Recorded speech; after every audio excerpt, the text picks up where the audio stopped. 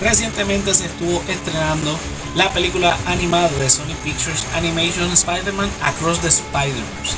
Los detalles de la película los vamos a dejar para el corillo del Saltado Geek. Aquí nos vamos a concentrar en esta escena. I'm sorry, Salvage? Miles has a great story to tell. Having a story at all seems Your gross. name is Miles Morales. Correct. You grew up in a struggling immigrant family. I'm from Puerto Rico. Puerto Rico is smart, doesn't matter. We own a floor in Brooklyn. I struggling. I don't It know. doesn't matter. Como ya pueden apreciar en esta escena, ¿verdad? Río intentando corregir a la asesora escolar de Miles, le establece que Puerto Rico es parte de los Estados Unidos. Y aunque esa es la contestación que, ¿verdad?, muchas veces nosotros los puertorriqueños damos en Estados Unidos cuando los americanos no entienden sobre la situación política de Puerto Rico, y lo hemos visto recientemente, los casos donde se le niega a un puertorriqueño alquilar un vehículo cuando presenta su licencia de conducir de Puerto Rico, porque pues no sabe que es Puerto Rico, no sabe que Puerto Rico es territorio de los Estados Unidos.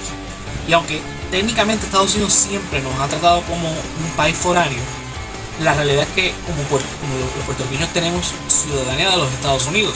Pero es para aclarar el hecho de que aunque es la explicación que siempre damos, no es correcto decir que Puerto Rico es parte de los Estados Unidos. ¿Y por qué lo digo?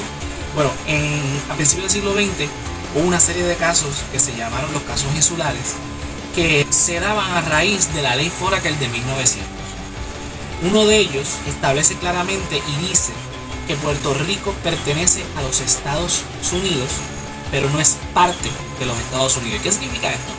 Bueno, básicamente significa que Puerto Rico es una posesión que le pertenece como propiedad a los Estados Unidos, pero no es parte de la Federación de los Estados Unidos. Para entender un poco esto, vamos a irnos hasta el principio de la fundación misma de los Estados Unidos, cuando se ratifica la Constitución Federal de 1789. Una de las primeras cosas que hace el Congreso es ratificar la ordenanza del noroeste.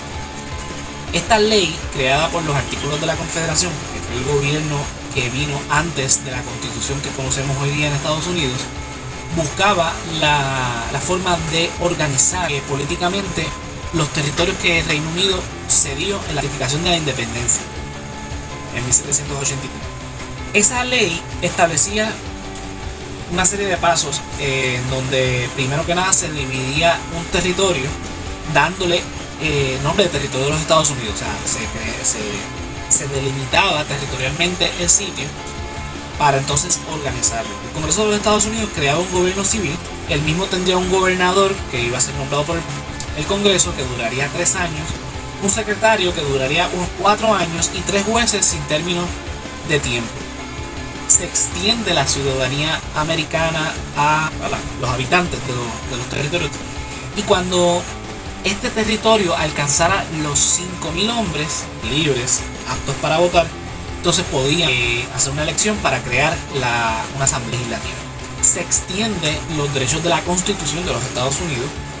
Por lo tanto, no debe haber impuestos interestatales con los territorios, o sea, se les va a tratar de la misma manera que los estados pertenecientes a la Unión.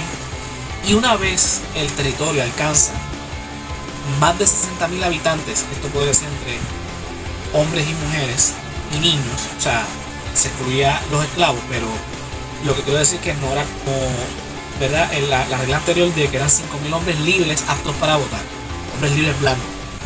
Aquí ya cuando llegaba a la suma de 60.000 de la población general, sin contar a los esclavos, entonces se le permite entonces crear la Constitución y solicitar la admisión a la Federación de los Estados Unidos de América.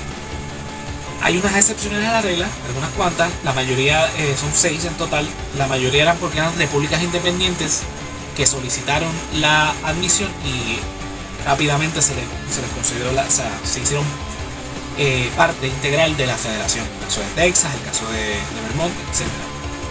Hawái no ocurre esto, pero ¿verdad?, por otras razones que no voy a entrar en detalle.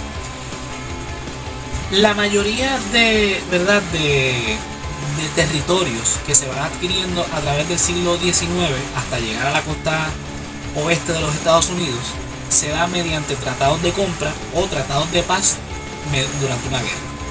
En la mayoría de ellos, de esos tratados, prevalecía el siguiente lenguaje. Por ejemplo, estoy citando ahora mismo el Tratado de Compra de la Luisiana.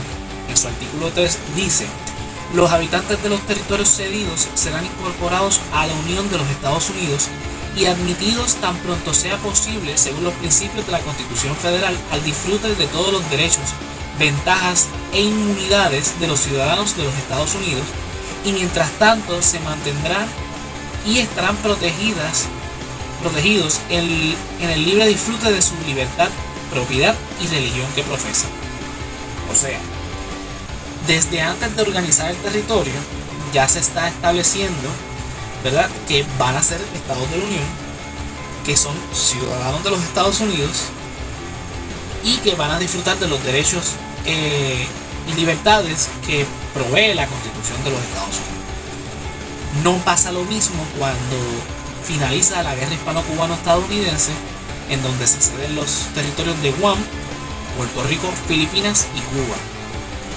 Cuba, automáticamente en el Tratado de París de 1898 se le concede la independencia. O sea, ya Estados Unidos establece que está comprometido con independizar a Cuba.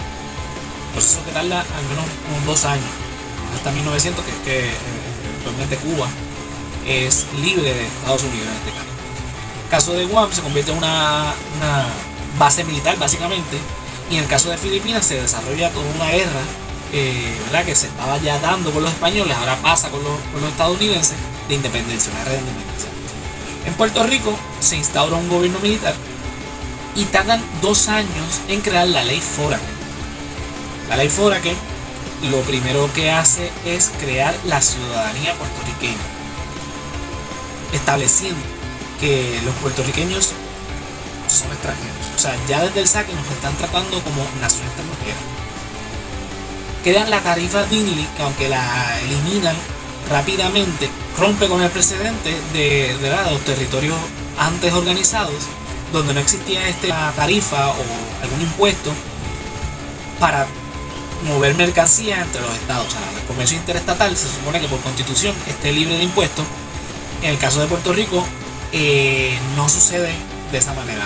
No existe ya, se elimina creo que a los 2 años, pero desde el saque existe eso. Se crea la figura del comisionado residente, que, como está pensada en la ley, es una especie de embajador, que de hecho no puede ni siquiera entrar al hemiciclo. Eso después, en una serie de reglas que se dan entre 1901 y 1902, el mismo Congreso permiten entonces al comisionado residente de Puerto Rico entrar al hemiciclo, entiéndase la Cámara de Representantes, pero al día de hoy todavía no tiene derecho al voto. Sí puede hablar, sí puede expresarse, sí puede pertenecer a comités, pero no puede votar cuando se está tramitando una legislación. Todo esto crea un nuevo precedente. O sea, en Estados Unidos no se había dado una legislación como esta, y ahí es cuando surgen los casos insulares. Entonces establecen en los casos insulares que, como dije ya, Puerto Rico es una propiedad de los Estados Unidos, no es parte ni será parte de los Estados Unidos. O sea, Puerto Rico no tiene la promesa de la estadidad, y el Tribunal Supremo de los Estados Unidos dice que esto es un asunto político, que hasta que el Congreso no declare lo contrario, pues Puerto Rico no va a ser Estado. No hay otra manera de que Puerto Rico sea Estado hasta que el Congreso decide entonces incorporar a Puerto Rico a los Estados Unidos. Mucho de lo que se habló en esa época es que, como los puertorriqueños no tenían ciudadanía, no tenían esa promesa. Cuando en 1917 se nos impone la ciudadanía de los Estados Unidos en Puerto Rico, o sea, todos los nacidos en Puerto Rico se convertirían en ciudadanos de los Estados Unidos, pues el movimiento estadista en Puerto Rico entendió que esa era la promesa que tanto estaban esperando. Y ahí se da otro caso en 1922, que es Balzac versus People of Puerto Rico, en donde ahí determinan que donde viaja la bandera no viaja la Constitución, y la estadidad, vuelven y ratifican que es un asunto político, que el Congreso es quien debe expresarse al respecto. Entonces ahí se crea entonces la doctrina de la incorporación, desplazando la doctrina de la ordenanza del noroeste, que era lo que prevaleció durante el siglo XIX. Ahora en el siglo XX está esta otra doctrina donde hasta el momento no ha habido territorios incorporados nuevos. El único territorio incorporado que existe ahora mismo es Washington DC, la ciudad capital de los Estados Unidos, que de hecho se hizo una serie de enmiendas para tratarlo como estado sin ser estado. El caso de Puerto Rico crea este precedente y todos los territorios que adquiere Estados Unidos luego de 1898 son denominados territorios no incorporados, ya que en los tratados de compra o en el tratado de paz, en el caso del tratado de paz de París, no hay lenguajes de incorporación, no hay lenguaje de extender la ciudadanía ni de prometer la estadidad. Actualmente los territorios no incorporados incluyen Puerto Rico, Guam, las Islas Marianas del Norte, la Bahía de Guantánamo, Islas Vírgenes, Samoa Americana y una serie de islas pequeñas con nada de población o poca población o población militar en el Pacífico. Corillo, si te gustó este video y quieres que siga haciendo este tipo de contenido, recuerda darle like, suscribirte y compartir este video. Dale a la campanita para que te enteres cuando subamos nuevo contenido. Recuerda que a mí me consigues en todas las redes sociales como José Antonio RO91, Facebook, Twitter e Instagram. Estamos los lunes a las 9 en vivo en Facebook, Twitch y YouTube en el Resaltador de la Realidad, hablando sobre los temas políticos actuales de Puerto Rico. Luego nos escuchas donde quiera que escuches podcast. Estamos 2 veces al mes en Radio Raíces 1460 AM en San Sebastián y en Facebook Live de la estación en Lo que dice la calle con Víctor Rivera Pastrana. Los martes a las 9:30 en vivo, Facebook, Twitch y YouTube. En el Resaltador Geek, hablando sobre series, películas, cómics, videojuegos, lucha libre, etc. También donde quiera que escuches podcast, sigues en el canal de El Resaltador de la Realidad. Y recuerden que también estamos en Facebook, Instagram y YouTube como Resaltador Geek, para que te enteres, ¿verdad?, de todas las noticias relacionadas al mundo. Tenemos el After, un podcast exclusivo de Patreon, patreon.com/El Resaltador de la Realidad. Es nuestro podcast sin libreto, pero que salen un montón de temas súper interesantes.